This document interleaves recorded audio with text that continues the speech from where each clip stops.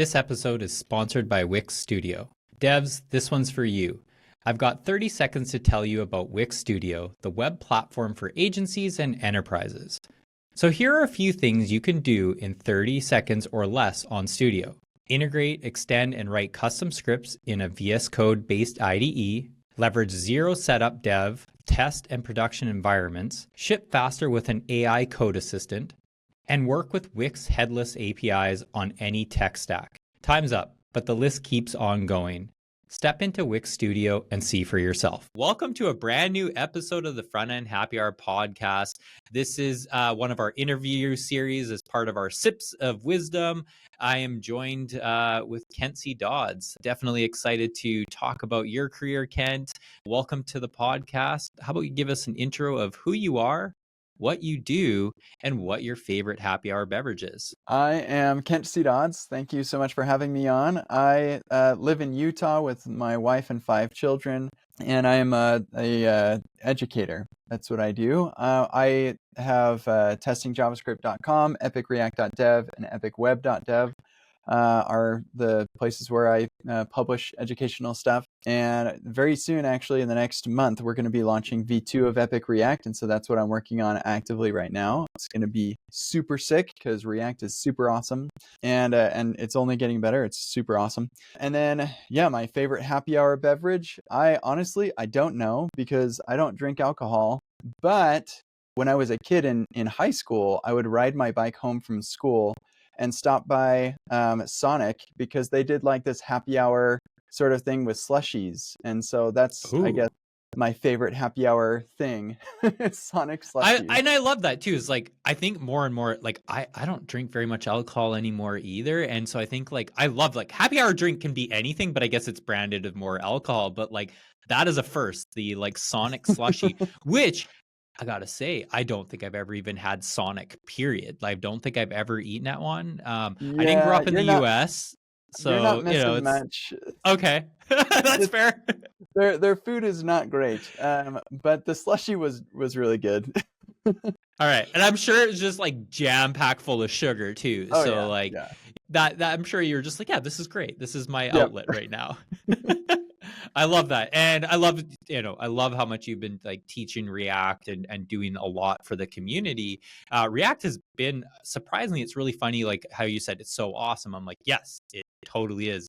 But it's really funny how long it's been around. Like, oh my goodness, you've definitely been in the front end community for long enough to know that we've gone through frameworks every other day, but React has some longevity. And I mean, I still enjoy writing it.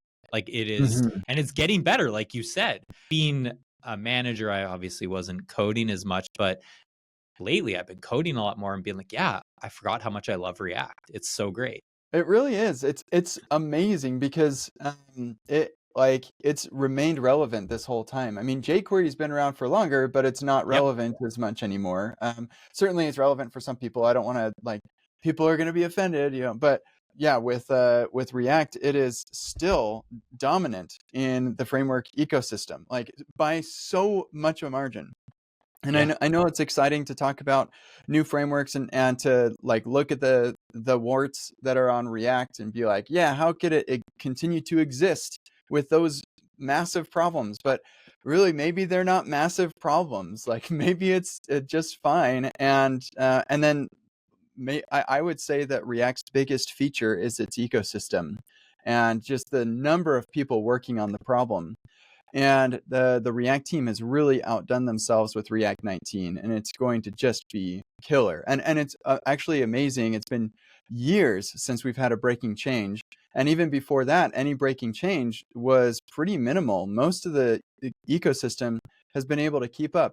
I've definitely talked to plenty of people who are still on React 16 or something, and it can be kind of tricky when the primary problem actually for those people are they're using dependencies that are no longer maintained, and so they have to rip those out first. But other than that, like React itself has been able to carry us along with it all the way up to the cool stuff coming in React 19. And it's been awesome to kind of hitch my wagon to what they're doing. What are you most excited for in React 19?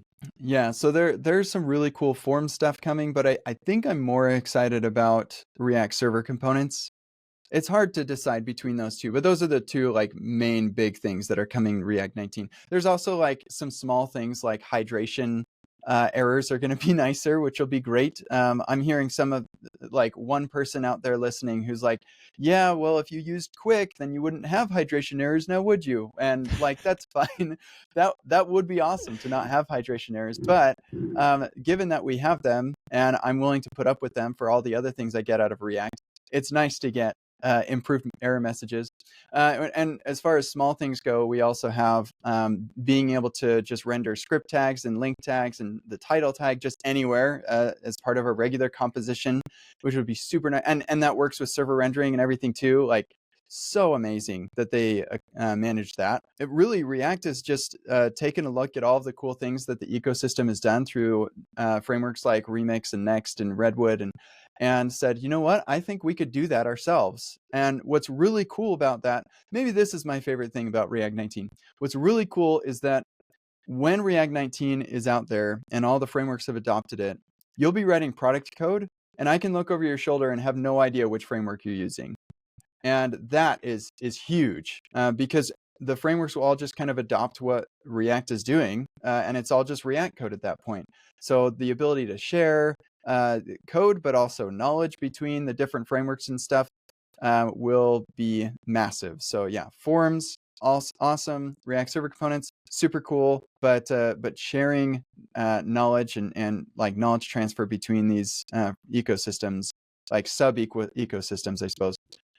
That's probably my favorite thing. I really like that call out, especially probably being like an educator too. It's probably easier to talk to those paradigms across different frameworks. But I think that that's really cool too, for even as an engineer, if you're working at said company that uses Remix and then you're like, oh, I'm going to move to this other company that's doing React, or even just projects within the company, it just makes it so much easier to shift around. And I think that to me is super powerful. I like learning new things. Definitely, checking out new frameworks and all that, but it's like sometimes it's nice to just go build, right? Like you're just like, just let me go build the thing. And so if it makes it easier for people, that's awesome. 100%. I agree. Like it's fun to learn new things and do side projects and things. But at the end of the day, like most people, even if they are using Svelte or Solid on the side, most of those people are going into work and they're using React. And we can talk about how it would be better if they could use Vue or whatever else. But the fact of the matter is that it's not always the right business decision to switch to some other framework just because it's marginally better in one or two areas, and arguably so as well. And so it's really awesome that the framework that everybody is using is getting such massive improvements to it in ways that like simplify the full stack development experience. Bringing composition to front end and back end code is going to be massive, and doing it with the component model that all frameworks have adopted, since React came out. That is pretty epic. Yeah, absolutely. I love that you put the keyword epic in there too. It's so good. All right, Ken. I love your career in general. I think there's some really fascinating things that I know our listeners will be interested to kind of dive into. I mean, let's start like early days. What sparked the interest into software development, and how did you start out? Yeah, so when I was a teenager, I was into computers, but mostly for video games. And I had a friend who was into computers for video games, but also really liked programming, and he wanted to make a video game. And so I was like, yeah, sweet, teach me how to program and I'll help you. And he had like this server running in C, and he told me like, look, I've got a server. He had like a little thing that showed output or something. I'm like, wow, that seems really cool. Okay, let's learn how to do this. I have no idea what you're talking about, but yeah, let's learn this.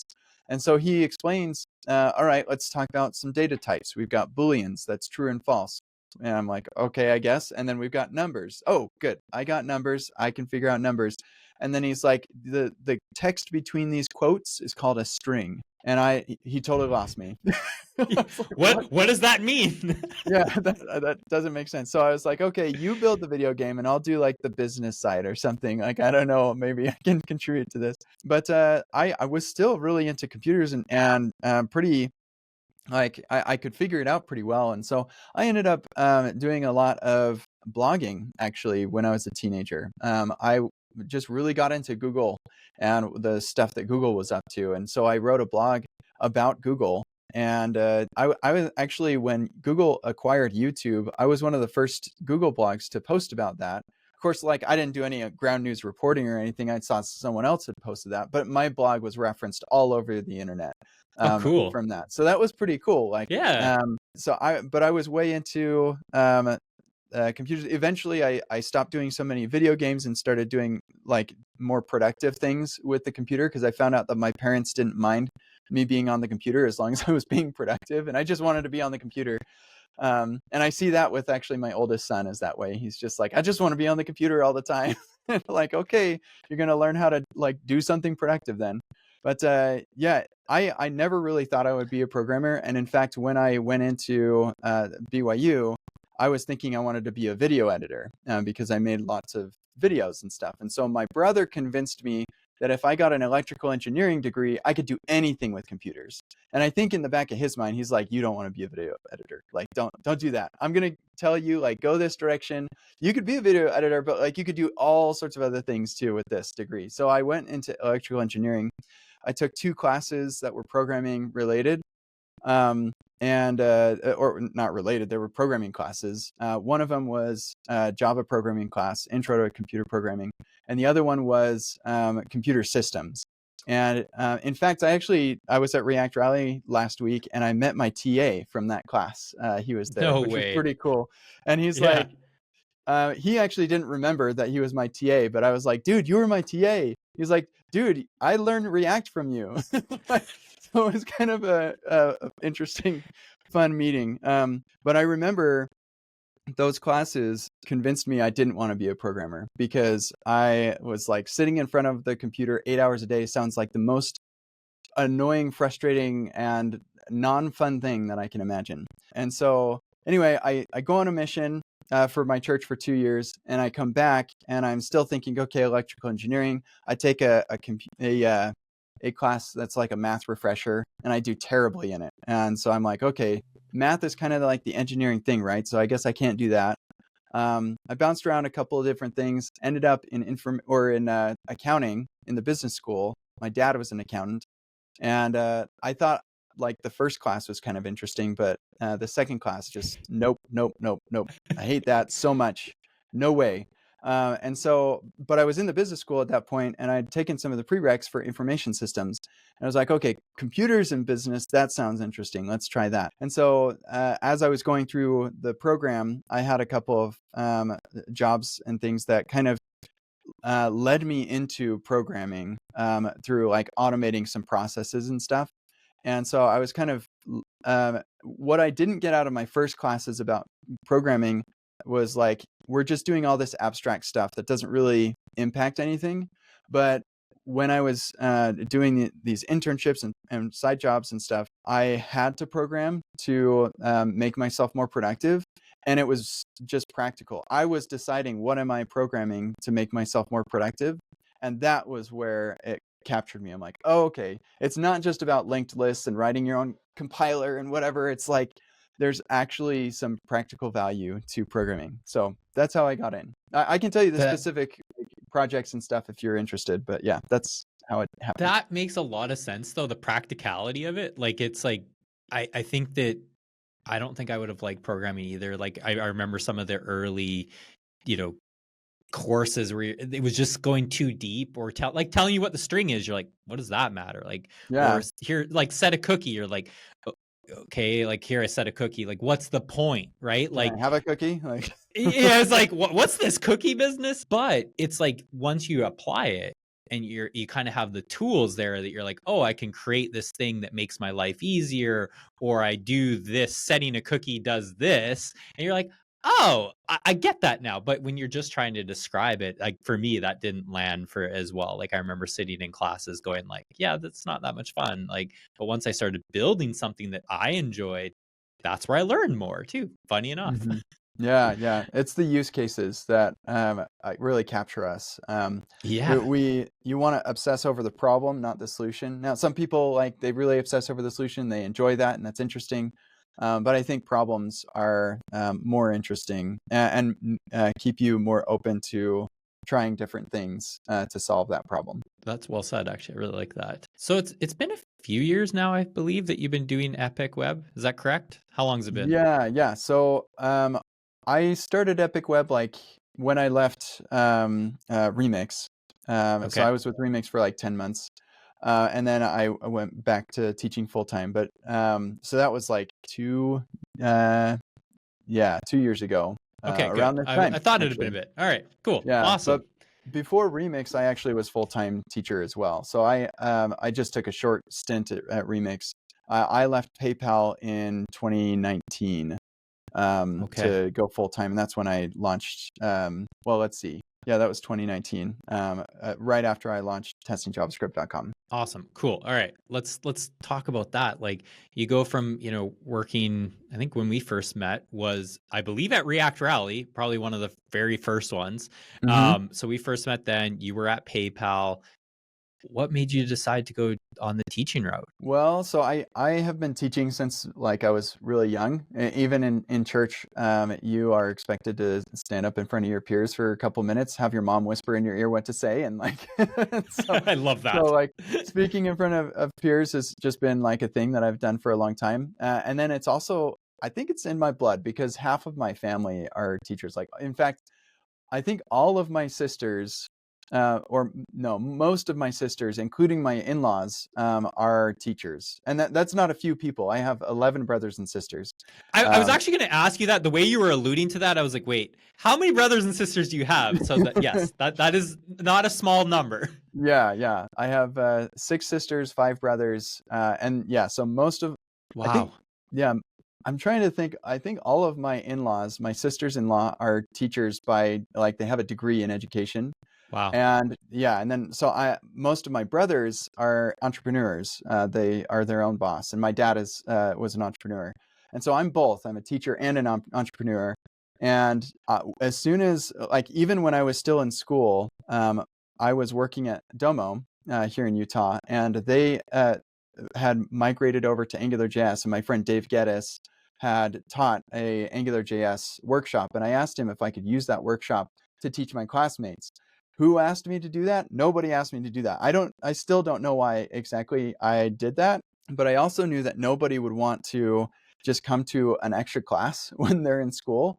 And so I met the Firebase team at NGConf a couple weeks earlier, and so I asked them to give me $100 so I could go buy a pizza to get people to come, and and so they sent me a bunch of Firebase swag too. They're like, "Yeah, this is awesome," and so I had like 20 people there for this workshop, and so but like I just really wanted to teach people stuff, and it has worked out really well for me as a in my career. So even long before I decided I want to go full-time teacher, I became known for the things that I was teaching. So I'm teaching AngularJS. A couple months later, when we're all graduated, one of my classmates reaches out to me because he needs somebody to do an AngularJS like dashboard thing.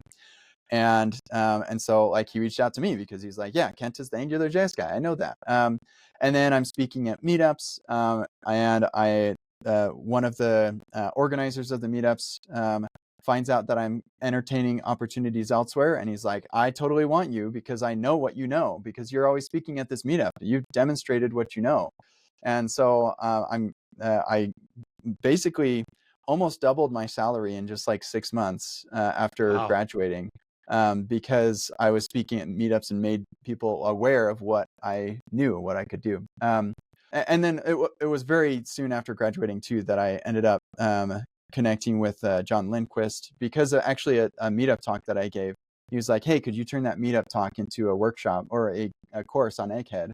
And so then I get into Egghead, and then I met Mark Grabansky, of front-end masters out at Midwest JS, the conference there.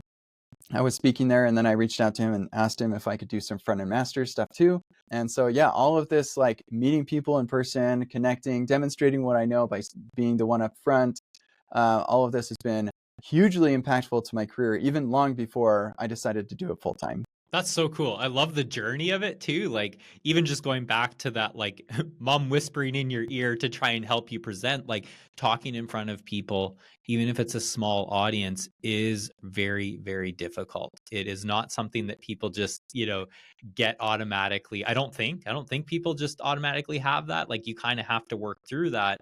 And I love that you did that at such a young age. And it's, shown that you're like, okay, well, I'll keep doing this and apply that. I also like what you said that it's basically like showing your skills, right? By teaching, by being on stage, saying those. And it's like, you almost don't even have to interview. It's like, well, we know that you know that knowledge. We've seen you do that. So that's really cool too.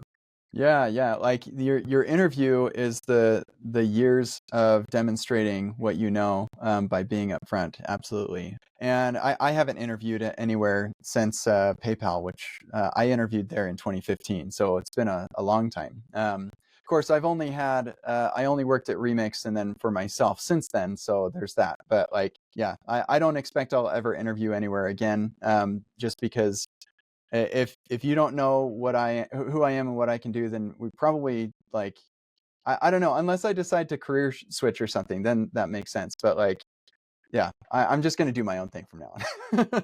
That's But cool. Let's yeah. let's talk about that, Kent, because I think that to me is fascinating in itself. It's not easy to go out on your own. Like you go from being at somewhere like PayPal, you're getting a constant check that comes in. You do the work and all that, but then it it has its ups and downs to go out on your own. It's a scary thing, and I'm curious, like, what was the journey like to just say, what, I'm diving into this, and like what were some of the challenges that you faced through that? So I'm a risk averse person, sort of. Rather, I'd say that I take big risks, but I reduce the likelihood of the negative outcome a lot. And so, like, going out on my own is absolutely a risk. I had a nice paying job at PayPal. I was working full time remote. They would fly me in once a quarter to like see everybody and stuff, and that was awesome. I loved it there. It was a great job, and I had lots of autonomy there too. I made some really big impacts. They are still using tools and components that I built, reusable components that I built for the whole company. Like I left in 2019, so 5 years Yeah, 5 ago. years later. Like that's Um, that's impressive in tech. Like yeah, honestly, that yeah, something's kicking around that long. especially in front end stuff, and so yeah, it just like it was a really rewarding time. I really enjoyed it. But at the same time, I was working like a lot for doing this side stuff. As soon as I launched my first course on Egghead, that my side stuff was paying for my mortgage. So it's like imagine your life with a house without a mortgage. But what I had to do was work like late into the evening. This idea of a passive income just paying you while you sleep. I mean, it's great, but that first course I released, it doesn't make me any money now. Like eventually, especially in tech, you need to like keep producing stuff and also remain relevant. Even there are courses out there about like timeless principles in computer programming that don't make their creators any money because their creator isn't relevant anymore. Like they're not keeping themselves in the forefront, and that word of mouth can only get you so far anyway. So you do have to like be constantly working even for this passive income that makes you money while you sleep. And so yeah, it was a lot of time on the side, and my kids were getting older. Like the way that it typically would work is I'd say, okay, I'm going to work on this course for the next couple of weeks.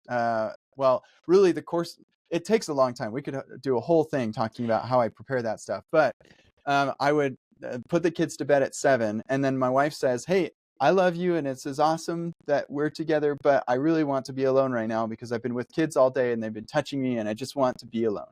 And so there's a tip for you if you want to be really productive. Marry an introvert. That's fair.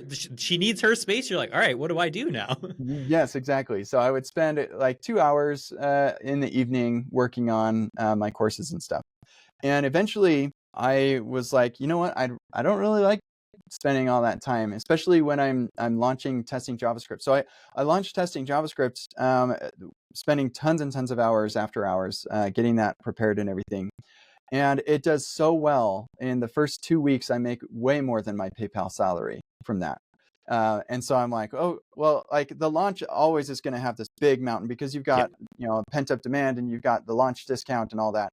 But like the long tail afterward was still quite good. And so I thought, you know what, I think I could do this full time now. And so you change a leap of faith into a step into the light. And it's like, yeah, okay, that's just the obvious next step. So it wasn't a really big risk. I knew that it was working already before I started. But the only way to make that happen is by working crazy hard beforehand, so that you build the bridge before you cross, I guess. Clearly too, like you're passionate about it too. Like I think that to me is that helps with that drive. Like nobody's going to be like, oh, I'll set aside 2 hours a night to go work on this thing that I'm not enjoying. Like it's like you clearly Yeah. were enjoying it, which is awesome. And so now it's like, Mhm. all right, I can do this full time and go really deep on that. Cool. That makes a lot of sense. It's still risky, but you kind of had a sense, like you still had some, okay, this can work. Yeah. What are the benefits, man? Not being full time, working for a company, and now just working for yourself. So I totally love working at home, and I was working at home with PayPal, and it was awesome. But part of the challenge there is if you are the only one on the team that's remote, you like that is not a great situation. I had a lot of trouble. They made me the team lead, and after a couple weeks, I'm like, guys, this just is not working. I don't like it. You're all having conversations that I don't know about, and so that was challenging. But going out on my own meant that like I didn't have to. The only people I collaborate with are all remote themselves. Like it's an open source, or I work closely with Joel Hooks and the Egghead crew. Their company Skill Recordings, and they're all remote. But then also because I'm in total control of everything, I can just do whatever I want when I want to do it. Now, I also have to do other things that I don't want to do just so I can persist, like in the business side of things. But that's part of why I have Skill Recordings, is they do all the stuff I don't want to do. So lots of the support and like building the platform and giving people their money back when they want a refund and all of that stuff. I don't have to deal with any of that. And or like there's a server fire and they've got to go put it out, like no, that's not my thing. I do still develop software a lot, and especially with what I'm doing now with the learning environment, that is all me. But like that's still on my terms, and I can develop things the way that I want to. I'm the primary developer. There's not really anybody that I have to like coordinate with. And for some people that'd be kind of lonely, and sometimes it can be. But I just like turn on the camera and live stream it, and then it's not very lonely anymore. And then like people actually contribute more when they see me live streaming what I'm working on. They're like, oh, I can do that. Like he didn't have time for it, I'll do that. So I can make it as lonely as I want it to be. And I just get a lot of control. In the winter time, I'm just like, you know what? I want to go snowboarding, and so I just go snowboarding. And I realize that it means I'm not going to make progress on what I'm working on, but at the same time, I find that the work that we do involves the brain so much, and having that time to just like take a break and think things through helps a ton. This morning, I was just going on a one-wheel ride. I'm launching Epic React V2 in like a month. I've got tons of work to do, but just going on a one-wheel ride and just like letting my brain go for a little bit really helps me to produce the like amount of stuff that I am able to produce. So yeah, freedom is pretty nice. I like it. I I love that you called that out too, is like especially like the contrast of like I have all this work that needs to be done. I have this deadline that's coming up, but I'm gonna go like not do work right now and enjoy a one wheel ride. But I think that's so powerful because taking that time, like you said, our jobs are very much require our brain. And it's like it'd be like if you were lifting heavy objects in your job and you like didn't do that for a while, you weren't working out or whatever, it's going to be harder. It's like giving your brain breaks and just like doing that actually it will help you perform better, like on the job. And so I love that you call that out. I'm just calling attention to it because it's something I'm very much learning, taking an actual break where I'm like, wow, my head is just like so much clearer and I can probably do a better job of my job now than I probably even was before. So I Mm. love that you said that. Yeah, it really does help a lot, and it maybe I'm just like convincing myself that it helps more than it does because I enjoy doing that, and But that's good too. You need those enjoyment things in life. yeah, exactly. And so and there are some things that or sometimes I make commitments that make it so I have to work more than I want to. Like the getting Epic Web launched was probably the biggest, most stressful time of my career ever because I can tell you the whole story I if would you love want. to hear It's it. I was just gonna say, I'm like, what was the most challenging, Kent? So yeah. you're reading my mind. so so I leave Remix when we successfully sell to Shopify. And I'm like, I did my job. That's what I came here to do. It would be cool to still be with them and be at Shopify. I understand it's been awesome for them, but I wanted to go back to teaching full time. And what I wanted to teach was building full stack apps. So in 2021, I built my rebuilt my website. Based on Remix and a bunch of other technologies. And I thought, I need to teach people how I did that. That's my next thing, full stack development with Remix. And so I start working on a project that's going to be the basis for all the material. I called it Rocket Rental.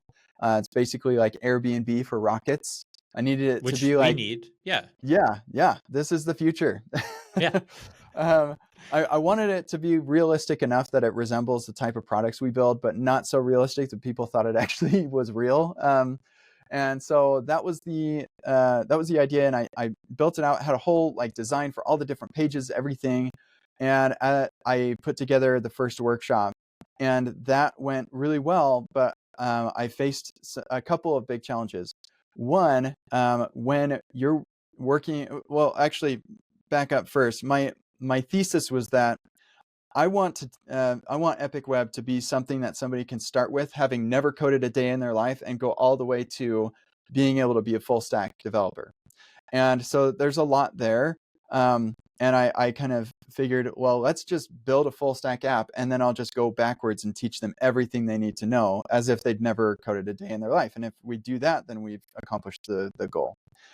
And so I put together a workshop. I couldn't do the ultimate beginner stuff first because I don't want to make money on that. When somebody's just barely trying to learn, like, am I gonna like this? I don't want to take money from those people. And so I started kind of like in the middle, and like, let's assume that you have programming knowledge, you already know React and stuff, and we're gonna build a full stack app with that knowledge.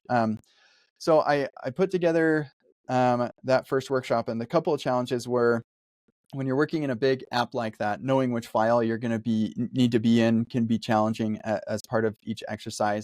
And so I built this whole workshop learning experience that helps guide you through all of that. And so one of the important aspects for me in teaching is that people are working in the environment that they're going to be actually working in. So like, you practice using the tools that you will employ on the job.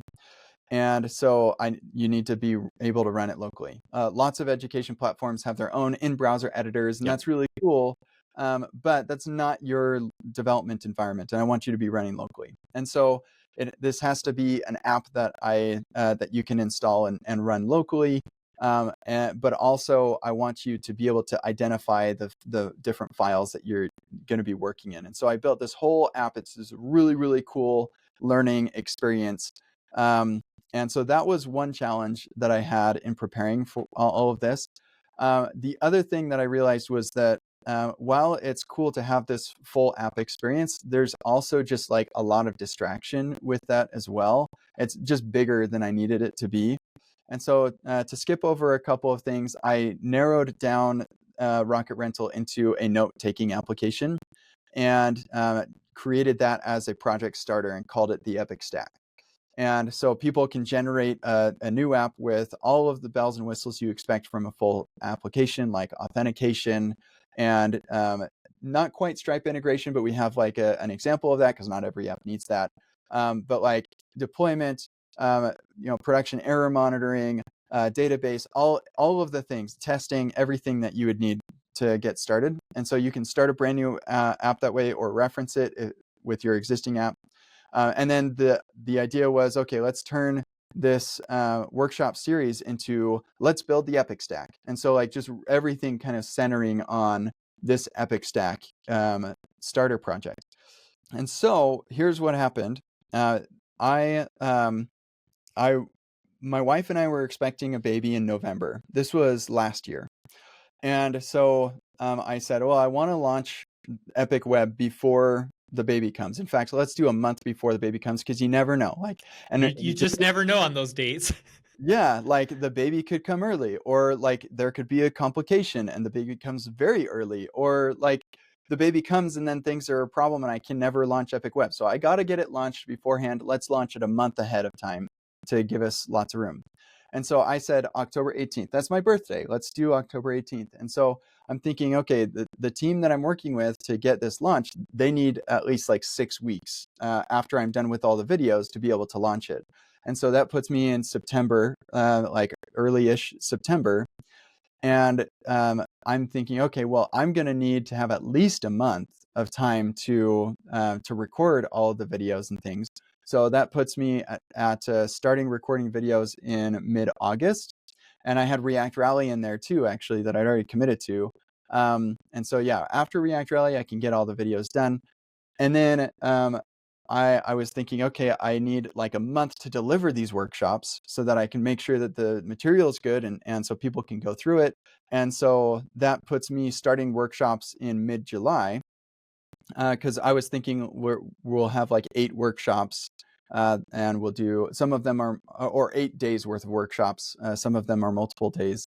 And so I am in mid-May at this point. So I'm thinking, okay, May, June, and then July we start. I've got 2 months, and I already like created the first workshop, which is based on Rocket Rental. I just retrofit it to the Epic stack.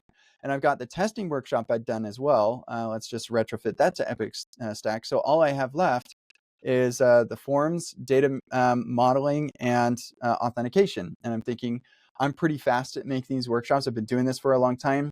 I'm pretty sure I can make this work. It'll be a lot of work. I knew it would be a lot of work, but I knew I could do it. So I list the workshop series, and I'd actually done something like this before with Epic React. I had like eight workshops over the course of 4 weeks, 2 workshops a week, masterclass style, and it was awesome. So we're going to do the same thing.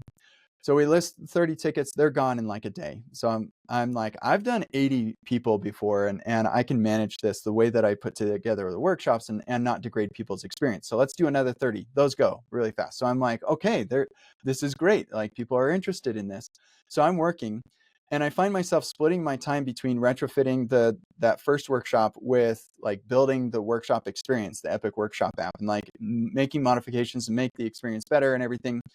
And 2 weeks before the first workshop, I'm still not done with retrofitting that first workshop. And I'm like, oh, shoot, I am in serious trouble now. And it's like a week before I finally finish that first workshop. And that first workshop is 2 days. So I'm like, okay, I've got like 2 weeks before the next one. But that next one's not ready at all. I haven't even started it. And that's the forms workshop. And that one's a single day. So I'm like, maybe I'm okay. But then the one after that is data modeling. That's 2 days, and then authentication's another 2 days, and then testing is 1. And so I'm thinking, yeah, we're gonna be in trouble. So I talk with my wife. I say, hey, hun, here's the situation, and I explain the whole schedule. Like, we'd talked about this before, but I said I'm in big trouble with timing on this. I can either postpone it and we just say, sorry, we're going to do this in September, we'll give you your money back if that doesn't work, or maybe we'll even do it later depending on how long this is going to take, or I can just hammer this as hard as I can, but what I need is you just need to do everything by yourself. And she's pregnant, like in her 2nd or 3rd trimester now, beginning of the 3rd trimester, and has 4 kids at home, and it's summertime, yeah. So they're not even at school either. Oh, summer's so much harder. Yeah, for real. Like right now, the house is nice and quiet because these kids are at school. So yes, yeah, it is. And I say, I'm going to wake up I'm gonna go to work, and then I'm gonna go to sleep, and that's really all that you can expect from me, if we do this. And she said, and I said, if we postpone it, then like who knows when it gets launched, and what happens when the baby comes, we just don't know. And she said, I can make it work. We'll make it happen. And so I wake up every day at like 6:30, and I go for a run. I come back, I shower, and then I jump on my one wheel and go to Starbucks close by. And I'm working there. I grab a breakfast, I grab lunch, and then dinner, and then I get back at like 9, and go to bed. And I actually did all the things you're supposed to do, except for like just working like crazy. So I slept 8 hours a night. I got my exercise. I took a break on Sundays, and I worked like that for 6 or 7 weeks. Dang. It was Just crunch like time. building the railroad track on the front of the train, like, and so the last workshop was done the night before I delivered it. I barely managed. And when I was done, I thought I had 8 days worth of workshops. I had 16 days worth of workshops. So that was part of the problem too, is I just had so much more material than I thought.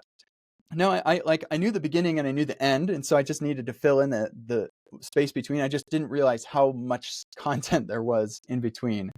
But yeah, it was an insane amount of work. And then of course I had to record the videos, and there were twice as many videos as I expected. It ended up being 452 videos that I recorded in like 3 weeks.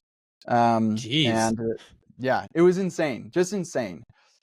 So yeah, sometimes I can just go up into the mountains and snowboard, or like hit the pavement with my one wheel, sometimes literally hit the pavement. Um, but like other times I just have to crunch hardcore because I've made commitments, and that's like part of my modus operandi, is like to commit to something massive and then work like crazy to deliver, and then take breaks between. So that's how I I how I work. I like Uh, that. I I like it works out pretty well, and Yeah. I'm never gonna do that again. And I actually did another masterclass series with Epic React with the updated version and everything, and that I was a lot more careful about my commitment there.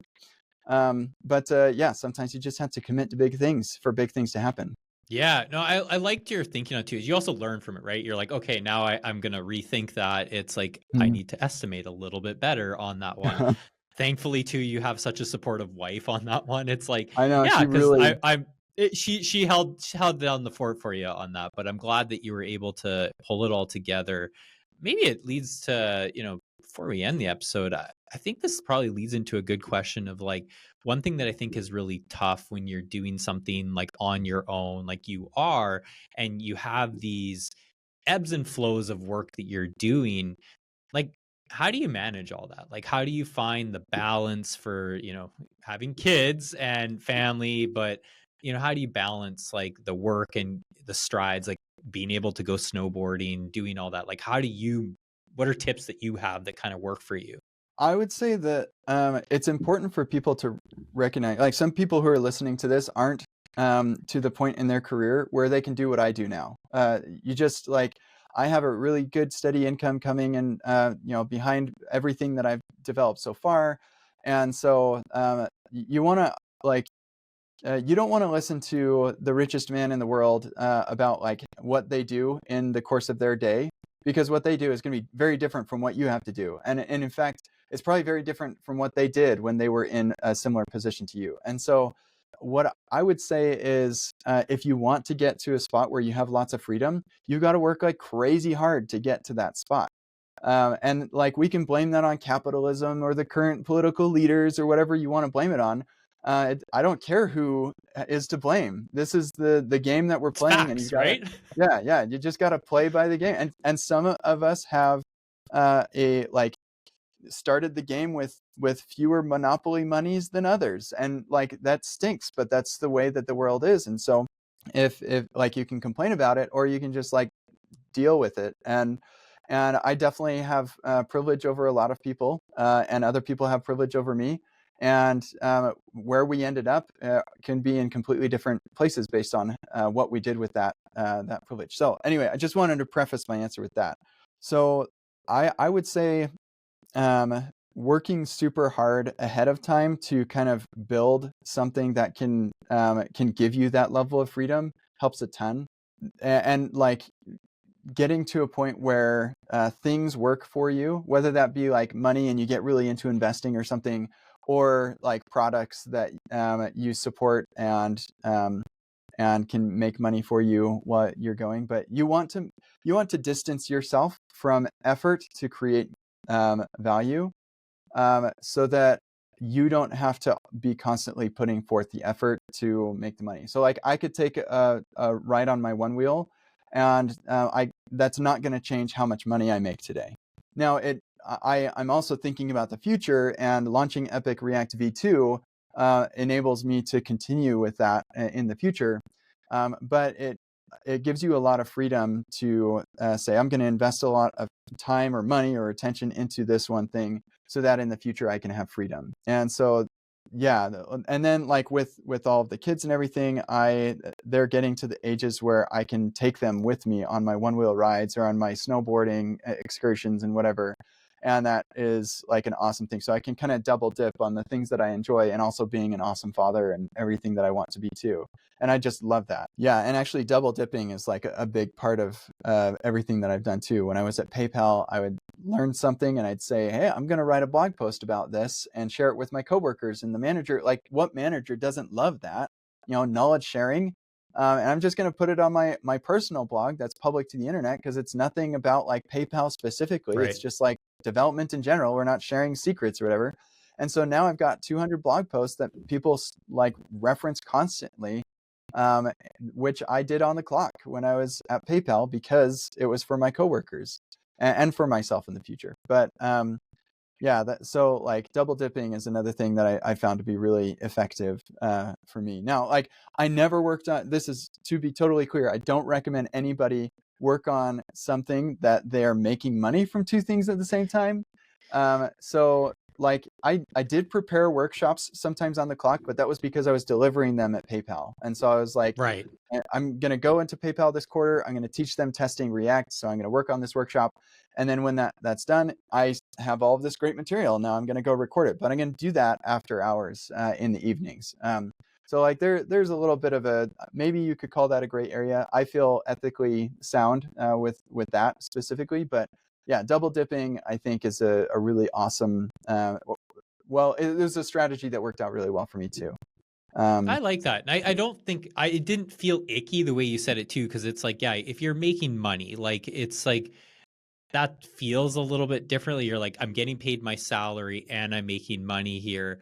That feels a little bit off. But like when you're like putting out a blog post or speaking at a conference, it's like companies benefit from those things too. Like they really Mhm. do. It's like it can attract talent to be like, wow, PayPal's doing X, Y, and Z. I want to go work on that. Or I saw Ken C. Dodds speak at this conference. He seems great. I want to work with him. It does attract talent, or it shares ideas in many great ways. And so I think companies do get benefits from it. But yeah, when it's like you're pocketing cash, it feels like so much more, I don't know, it feels wrong at that point. Yeah, So I'm yeah. with you. Hmm. Yeah, absolutely. So yeah, work super hard to for freedom in the future. Like you kind of it's you tie your hands to free your mind, as like a common saying that you hear, and it's kind of a similar thing here. You tie yourself up so that you can have freedom in the future. I love that. Thinking for the future and building that. And like you said, like the courses, like they have longevity. They start to wear out for making money, but you're like, all right, I'll launch V2. I guess actually, yeah. When can we expect V2 coming out? I don't think you'd said the exact date, or maybe Yeah, yeah, so we have not announced an official date yet, but it will be mid-September. So we nice. are within a month now. Today's August 21st. So yeah, just a couple weeks away. We are currently working on the best way to communicate why it's such an upgrade from V1, and like what has changed, and what is offered now by React that even really experienced React developers will get out of this, and also how there's room for total beginners, and how this is the best way to get into React as well. So yeah, currently actively working on trying to communicate that effectively. That's awesome. I love that too, because I feel like that could be a very useful tool if you're at a company and you're like, we need to upgrade. Here's all the great reasons why, and really sell it. So I like that. Mm. Kent, thanks so much. This is awesome hanging out and just like learning more about your background, the things that you've been working on. If people are interested in talking with you, I know they can probably find you online in many places. Where can they get in touch with you? Yeah, the best, if you want to shoot me an email, then go to kentcdodds.com/contact. Otherwise, hit me up on X or even I've got a Discord. And yeah, I'm Kent C. Dodds everywhere. Awesome. Well, thank you so much. And, for our listeners, if you're looking to find us, we're on Twitter at FrontEndHH, on YouTube, FrontEndHH. Thank you for listening. Thank you. See you, Ryan.